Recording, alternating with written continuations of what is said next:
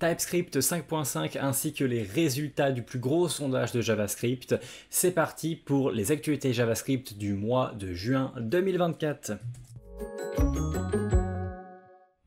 Bonjour à tous, c'est Brian de la chaîne DevTheory, la chaîne pour devenir et rester un bon développeur JavaScript. Donc aujourd'hui, on va partir sur State of JS 2023. Alors normalement, State of JS, c'est vraiment un énorme sondage auquel la communauté JavaScript participe le plus, mais il sort normalement en janvier. Et là, il y a eu des retards dans leur organisation, etc. Parce qu'ils font plusieurs sondages, ils font également State of HTML, State of CSS, des trucs comme ça. Mais bon, nous, ce qui nous intéresse, c'est le JS. Donc, il y a eu certains retards, etc. Donc, ils ne font que les résultats de ce State of JS 2023, là, maintenant, en juin 2024. Donc, c'est dommage parce que du coup, il y a un peu un délai voilà, de 6 mois qui peut avoir une certaine... qui va pouvoir changer ça. Donc, il faut bien se dire que tout ça, c'est pour fin 2023. Hein. Tous ces résultats-là, c'est fin 2023. Donc, c'était pas il y a pas si longtemps que ça. Mais quand même, il faut se le rappeler.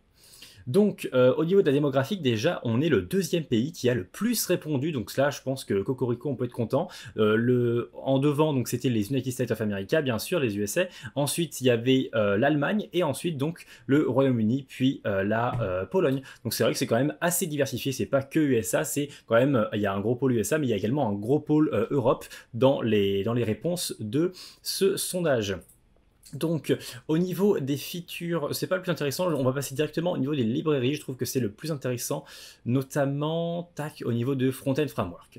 Donc au niveau des frameworks front-end, on a ce graphe, avant il y avait seulement rank, maintenant il y a value, c'est pas mal. Donc en fait value c'est voilà l'évolution en fonction du temps.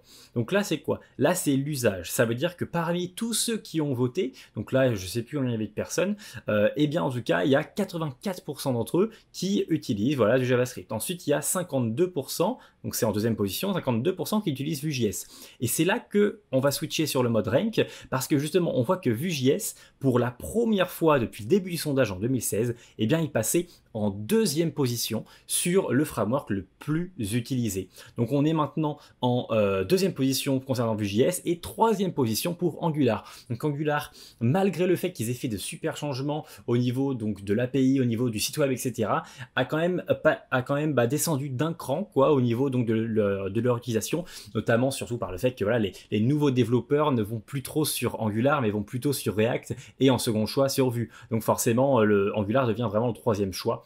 Donc voilà, en tout cas, on a ce switch qui a été fait, alors que vous voyez que depuis 2016, c'était voilà, les trois, c'était vraiment le truc qui restait tout le temps jusqu'en 2022. Et là, tac, 2023, on a eu un changement. Vue.js est passé en deuxième position. Donc maintenant, Vue.js est le framework, le deuxième framework le plus utilisé en quelque sorte. Hein. On peut utiliser State.js comme un peu référence, car c'est vraiment un framework très important. Un sondage très important, excusez-moi. Ensuite, il y a l'intérêt qui est également intéressant, c'est quel est le framework que l'on veut tester en fait. Le premier, c'est Svelte, et depuis le départ, hein, depuis 2019, depuis sa création, c'est Svelte qui est en première position. Et maintenant, en deuxième position, c'est Solid, cette alternative à React. C'est vrai que c'est assez intéressant. Et on a Quick qui est passé de la deuxième position à la quatrième, parce que c'est qui le nouveau? C'est HTMX, le nouveau HTMX qui est arrivé. C'est vrai que c'est un framework front-end, hein, même si on n'écrit pas vraiment de JavaScript. C'est un framework front-end JS, puisque ça va utiliser JavaScript, ça utilise 100% de JavaScript derrière. Donc oui, il fait partie bel et bien de ce sondage. Donc ça, c'était par rapport au framework front-end. Ensuite, ça peut être intéressant de voir à quel point c'est positif. Donc vous voyez que React, c'est à quel point on trouve que le framework est positif. Donc React en numéro 1, Svelte en numéro 2, et là Vue.js en numéro 3. Svelte était passé déjà depuis 2021 en deuxième position. Ensuite, au niveau des méta-frameworks, donc moi j'aime beaucoup ça aussi. Donc le méta-framework, pour rappel, c'est un framework au-dessus d'un framework. Donc il y a React et par-dessus on rajoute Next.js par exemple pour créer des sites web super simplement, ça nous donne voilà, une structure, etc. La même chose pour Vue.js, et ben c'est Next. Ensuite React, il y en a d'autres, il y a Gatsby, Remix, Astro, là ça prend plein de frameworks en même temps. Ça peut prendre du React, du Vue.js, du Svelte, quoi que ce soit, donc ça c'est assez cool. Donc au niveau de tout ça, bien entendu, c'est Next.js qui domine hein, au niveau de l'usage. On est toujours sur du JS en value ici, donc c'est Next.js qui domine. Mais ensuite au niveau du ranking plus général, on voit bien que c'est Next en deuxième position. Tout comme Vue.js, Next maintenant est passé en deuxième position au lieu de la troisième au niveau des méta-frameworks. Alors là, c'est différent parce que l'ancien deuxième, c'était Gatsby. C'était également un méta-framework de React. Donc là, on n'est plus sur du Angular. Mais quand même, ça montre que Next est en train vraiment, enfin, l'écosystème, Vue.js en général, est en train de monter et vraiment commence à se dire, OK, on va essayer vraiment de talonner React. Alors forcément, il n'y a personne qui se dit ça, hein, c'est l'écosystème entier, c'est voilà, c'est les effets, les conséquences, etc. qui donnent ce genre de résultat, mais ça fait plaisir. Moi qui est sous Vue.js, qui est sous Nuxt, ça fait plaisir, et surtout ça fait en sorte qu'on ait vraiment une grande diversité maintenant de choix. On n'a plus forcément besoin d'être sur React à 100%, on peut faire des projets 100% sous Vue.js et on aura vraiment un méta framework qui tient la route par rapport à ça. Et donc ça, c'est bien pour proposer plus de choix et donc accueillir plus de développeurs dans notre écosystème. Donc voilà, ça c'est par rapport au Meta Framework. Au niveau de la positivité, Next.js reste le premier, ça c'est super. Astro est passé deuxième, ensuite SvelteKit, ensuite Nuxt. Donc là, SvelteKit, c'est pour le Meta Framework de Svelte. Et Astro, c'est vraiment, vous voyez qu'il y a une grosse évolution. Hein. Il était en 2021, il était sixième, ensuite il est passé troisième, maintenant deuxième. Astro, comme je vous disais, ça permet vraiment d'allier tous les frameworks que l'on veut, front-end. Donc c'est vrai que c'est assez intéressant. Et derrière, ça va surtout enlever le maximum de JavaScript possible côté utilisateur pour que justement ça soit un site web quasiment que HTML et CSS, quoi. C'est un peu ça le but. Au niveau des librairies de testing, on a toujours Jest en première position. Si on revient un peu sur du rank, Jest en première position, Storybook en deuxième, c'est le même classement que l'année dernière. Et on a eu un changement entre Cypress et tac, Mocha. C'est vrai que Mocha, ça fait pas mal de temps qu'il descend parce que ça devient une alternative à plus grand chose en fait. Jest peut faire un peu la même chose. Ensuite, on a des nouveaux compétiteurs qui arrivent. Donc c'est vrai que ouais, Mocha, et je pense qu'il va continuer à descendre, à voir ce que ça donne. En tout cas, voilà, Cypress est passé en troisième position. Au niveau des technologies que l'on utilise pour faire du mobile ou du desktop à partir donc de JavaScript, eh bien en première position on a Electron qui fait vraiment que repasser en première position entre la première et la deuxième avec React Native. Donc voilà, React Native et Electron c'est vraiment les deux mastodontes un peu. Si on va en value, on peut voir qu'ils sont vraiment très près. Hein. Vous voyez, les courbes elles se suivent vraiment beaucoup. Je ne sais pas si on peut les isoler. Non, on peut pas. On peut isoler que un et l'autre, mais vous voyez qu'elles se suivent vraiment beaucoup ces deux lignes, surtout vers les dernières années. Donc c'est vrai que voilà, ils switch entre 1 et 2, 1 et 2.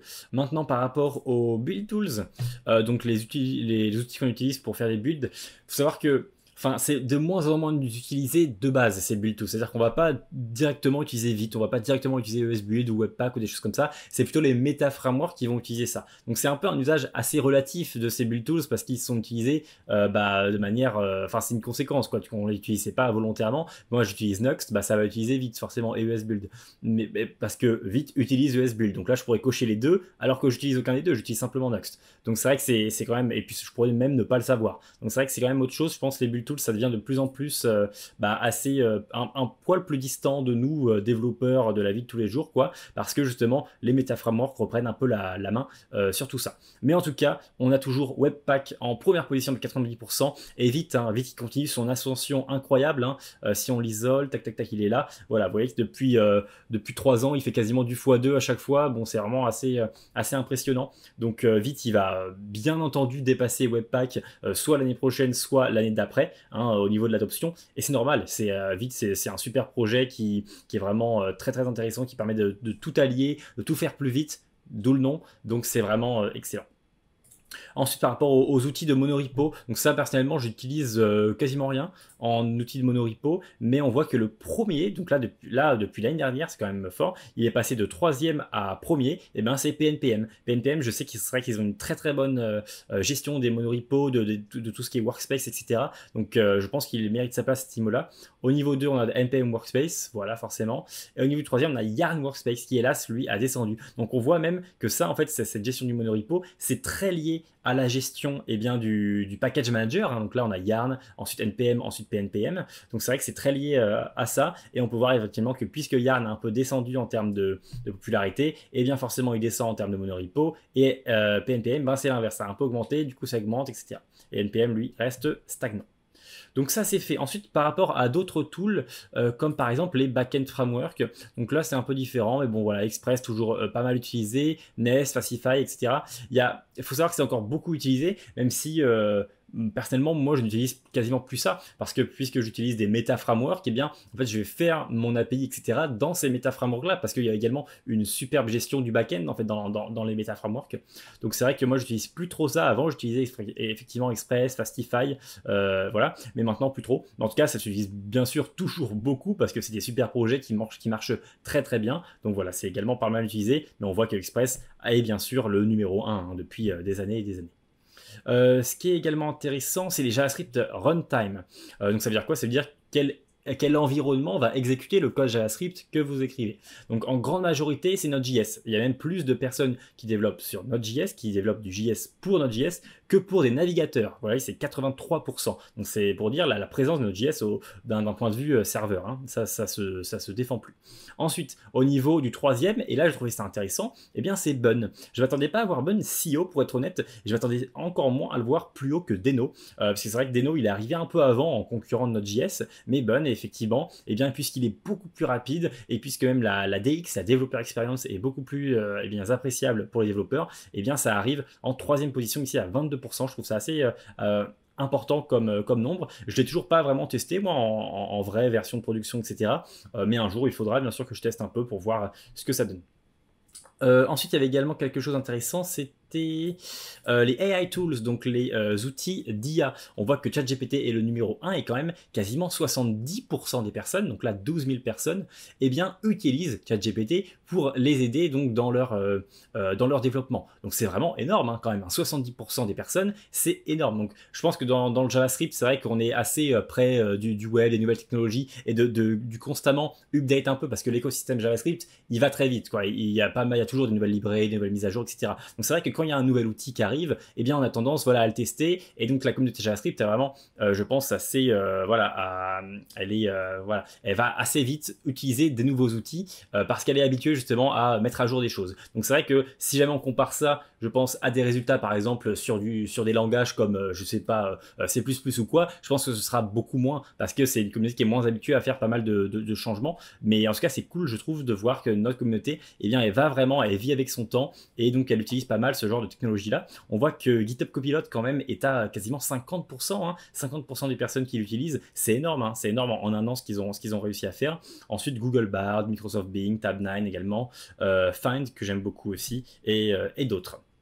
Voilà par rapport à ça. Et au niveau de l'utilisation, il y a une donnée que j'aimais beaucoup, c'est la balance entre JavaScript et TypeScript. Donc là, en fait, on a un graphique qui va nous dire à quel point vous utilisez TypeScript ou à quel point vous utilisez JavaScript. Donc là, est-ce que vous utilisez 100% de JavaScript? Et bien là, c'est 9% des personnes qui disent oui, moi je fais que du JavaScript, je n'écris pas une ligne de TypeScript. Et là, c'est totalement l'inverse tout en bas, c'est 100% de TypeScript. Et on voit que eh bien, c'est plutôt ici que eh bien, ça se démarque. Donc ça veut dire que 32% des personnes écrivent totalement du JavaScript et n'utilisent pas une seule ligne de JavaScript pur. Alors, ça veut simplement dire qu'ils sont dans un contexte de JavaScript, qu'ils sont dans un fichier TS, etc. Parce que bien sûr, le JavaScript, on l'utilise constamment. Le TypeScript, c'est une surcouche, hein, donc voilà, il faut pas se mélanger les pinceaux.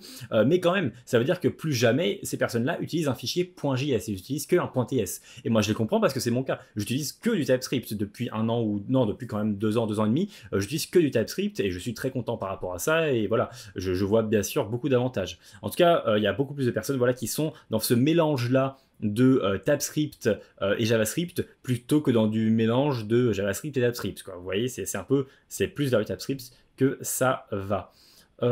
Et voilà par rapport à tout ça au niveau des awards, parce que c'est sympa, une petite animation. Donc la technologie la plus adoptée encore une fois cette année, eh bien c'est Vite. Ça a été la même chose l'année dernière, je crois que c'était la même chose l'année d'avant encore. Vite qui s'intègre de plus en plus dans tout l'écosystème JavaScript. Ensuite, la technologie qui a le plus de rétention, donc qui garde le plus de développeurs, encore une fois c'est Vite. Forcément, à l'instant où le Meta Framework que vous utilisez va utiliser Vite, bah ça va, vous allez de base utiliser Vite. Celui qui a plus d'intérêt, Vitest. Donc là, on est vraiment sur quasiment un monopole. Donc Vitest, c'est la version, c'est un peu le Jest de Vite. Donc ça veut dire que ça va plus vite. Ça fait plus de choses en parallèle, je crois. Il y a une bonne gestion du parallélisme. Bref, Vitest, c'est celui que j'utilise quand je fais des tests également. Bun, le most write-in, ça veut dire la réponse qui a été le plus écrite parce qu'elle n'était pas proposée dans les choix. Et donc ça, c'est Bun, effectivement, intéressant de savoir ça également. La librairie la plus commentée, donc ça veut dire un peu la plus populaire, bah, c'est forcément React, hein, c'est toujours le numéro 1 et ça, je pense que ça le restera pour toujours. Hein, pour être franc, React, c'est une super librairie. Ensuite, la librairie la plus aimée, Vite, encore une fois. Et voilà, donc on voit que le gros gagnant dans ces awards, ben, c'est Vite. Hein, il y a quasiment 4 de ces technologies qui sont dans les 8 awards. Voilà tout concernant ce State of JS 2023. Je sais que c'est un gros morceau, mais bon, c'est toujours intéressant, je pense, de voir un peu comment notre écosystème, comment notre communauté un peu eh bien réagit par rapport aux différents changements que l'on a. Autre chose ce mois-ci, c'est TypeScript 5.5. Je vous conseille vraiment de mettre à jour si jamais vous avez la main là-dessus, parce que je trouve qu'il y a une nouveauté dont j'ai envie de parler, c'est les insert types qui sont beaucoup mieux. Donc ça veut dire qu'avant, par exemple, dans ce code-là, eh bien, vous voyez que là, on a donc birds, donc on a un objet d'oiseau qui prend en compte les pays. Ensuite, donc là, on va récupérer les birds de chaque pays. Et ensuite, on va faire un point filter sur tout ça pour virer donc les birds qui sont undefined, parce qu'on pourrait avoir du undefined. En fait, si jamais il n'y a pas de, si jamais ici, vous voyez, le point get ne retourne aucun birds, bah forcément, on a un undefined. Donc là, on va faire un point filter pour avoir un undefined. Donc on sait en fait que birds ici, c'est seulement un array, donc un tableau de birds. On n'a pas de ou undefined. Mais lui, il va croire qu'il y a quand même undefined parce qu'en fait, ce nationalBirds.get eh bien, va renvoyer birds ou undefined. Et en fait, le type de ce point filter-là, eh il ne va pas le prendre en compte. Et ça, c'est toujours le cas, il ne va pas le prendre en compte. Donc, à l'instant où on va utiliser notre array birds, par exemple, dans une loop, eh bien, on ne va pas pouvoir faire, par exemple, directement bird.sing, puisque eh bien, il va pouvoir être undefined. Donc ça, c'est dommage. Et bien maintenant, ça, c'est résolu sous TypeScript 5.5. On va totalement pouvoir faire bird.sing sans rien ajouter du tout. C'est simplement la compréhension des types, des changements des types de base de TypeScript qui a été changé. Et ça, c'est vraiment trop bien. Moi, je me souviens qu'avant, je faisais un peu des as ou des trucs comme ça à la fin de ça parce que justement, il ne comprenait pas mon point filter à l'instant où j'enlevais le nul ou j'enlevais le undefined. Il ne comprenait pas trop. Ou alors, il fallait faire soi-même une petite fonction de predicate avec un is, mon truc, machin. Bon, c'était un peu longué. Et là, maintenant, ça le comprend de base. Donc, c'est vraiment trop bien. Je vais pouvoir faire un petit refactor là-dessus pour enlever quelques as qu'il y a à droite, à gauche. Et ça marche, ouais, ça marche de la même manière hein, pour les nuls. Hein. Si on fait il n'est pas égal à nul, alors il va prendre le type comme non nullable du type en question qui était x. Donc ça, c'est vraiment trop bien. Donc ça, c'était vraiment le changement pour moi le plus gros de TypeScript 5.5, le plus intéressant, qui va vous toucher pas mal. Ensuite, il y a des choses intéressantes par rapport aux performances. Donc, on a un gain de performance de 5 à 8% par rapport au build, donc à l'instant où ça transforme le TypeScript en JavaScript exécutable pour votre environnement, et on a même un gain de 10 à 20% pour le langage checker, donc ça veut dire que là où il va vous dire les erreurs, etc. au niveau de VS Code ou quoi, de votre éditeur, on a également un gain de 10 à 20%, donc c'est quand même assez important, on va pas se mentir. Et on a une dernière optimisation qui est au niveau de la taille, je crois. Voilà, au niveau de la taille, on passe au niveau donc du disque de base sans être réduit, on passe de 30 MB à 20 MB, donc c'est quand même assez impressionnant, et également, une fois que c'est réduit, on passe de 5.5 à 3.7, donc c'est toujours une bonne chose parce que ça va rendre tout plus vite, notamment si vous déployez après votre application au niveau de votre build côté, je sais pas, sur Vercel, sur AWS, quoi que ce soit, et bien forcément ça va aller un petit peu plus vite puisqu'il y a moins de choses à télécharger à chaque fois. Voilà tout donc concernant TypeScript 5.5, vous voyez qu'il y a beaucoup de choses, hein, mais je vous ai parlé, je pense, des choses les plus importantes, ou du moins des choses qui concernent le plus de développeurs. Dernière chose pour ce mois-ci, eh bien oui, HTMX, il faut en parler, il y a la version 2.0 qui a été release. Alors, je vais pas en parler beaucoup de cette version 2.0 puisque il n'y a pas de grand changement. Le seul grand changement, en fait, c'est le fait qu'il ne supporte plus Internet Explorer. Donc ça, c'est vraiment le gros truc. Et également, ils ne mettent pas encore ce HTMX en latest. Ça veut dire que si vous faites un download de HTMX de base, eh bien en fait, vous n'allez pas avoir la 2.0, vous allez avoir toujours la 1. quelque chose. Et pour avoir la 2.0, il faut faire un next. Malgré le fait qu'elle soit déjà valide en mode de production, elle est bonne. Hein. C'est juste voilà, pour ne pas un peu casser les trucs qui existaient déjà. Donc voilà, à partir de 2025, ils feront en sorte que le latest, donc celui de base, eh bien, ça télécharge HTMX 2.0. Pour rappel, hein, HTMX, comme je vous disais un peu dans le site of JS, c'est pour faire du JavaScript sans écrire de JavaScript, mais en écrivant quasiment que du HTML. Donc, ça veut dire que ici, par exemple, on peut zoomer un poil, hein, ici, par exemple, on a un hx de /clicked et ensuite hx swap outer HTML. Ça veut dire quoi? Ça veut dire que quand on clique ce bouton, ça fait une requête post vers /clicked de l'URL où on est actuellement. Et ensuite, la réponse que renvoie /clicked, eh bien, on la swap. Ça veut dire qu'on la met à la place de l'élément actuel dans son outer HTML. Donc, non pas dans son inner, mais dans son outer. Donc, ça va le comprendre lui-même. On va remplacer le bouton par la réponse que renvoie /clicked. Donc ça peut être intéressant hein, sur des petits projets, vous n'avez pas envie de faire du JavaScript, et bien vous le faites. Je sais qu'il y a pas mal également de développeurs Python qui utilisent HTMX parce que ça permet de ne pas écrire de JavaScript, d'écrire seulement du HTML, du CSS et du Python forcément côté backend. Donc c'est très intéressant de ce côté-là. Voilà tout, et je voulais également faire un dernier point concernant Cursor, ce nouvel éditeur vraiment focus sur l'IA, car l'édition précédente du mois de mai, je vous avais demandé un peu ce que vous en pensez, j'avais envie de switcher, j'ai reçu pas mal de commentaires, donc je vous remercie, je les ai tous lus, je les ai tous appréciés, ils ont tous donné une valeur intéressante, donc je pense que ce mois-ci, je vais vraiment tester pour le coup Cursor, là je viens de l'installer, donc je vais tester, je vais importer tout ce que j'avais sur VS Code, et ensuite je vais tester, et donc je pense que le mois prochain, je vous ferai donc un petit récap de mon utilisation de mon Switch entre VS Code et Cursor. Voilà tout pour ce mois-ci. Je vous remercie de suivre ces actualités et on se retrouve donc le mois prochain. Je vous souhaite un très très bon mois de juillet qui arrive. À bientôt.